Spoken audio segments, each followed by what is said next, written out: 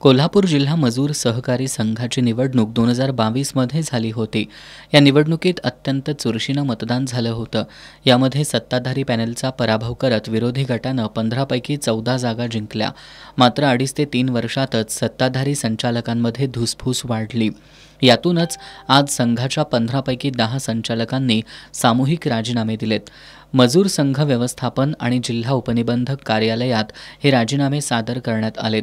राजीनामा दिलेल्यांमध्ये शाहू काटकर, जयसिंग तोडकर, जयसिंग पाटील, तुकाराम पाटील, उषा पाटील, कीर्ती मोरे, वसुंधरा पाटील, पद्मजा कदम, युवराज पाटील आणि तानाजी पवार यांचा समावेश आहे.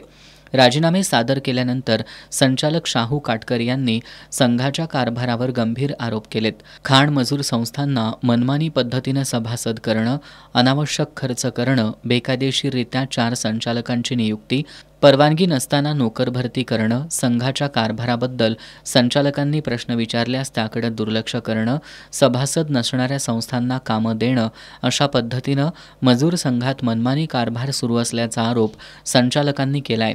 जिल्हा उपनिबंधकांनी मजूर संघाचे संचालक मंडळ बरखास्त करून तातडीनं प्रशासक नेमावा अशी मागणीही राजीनामे दिलेल्या संचालकांनी केली आहे.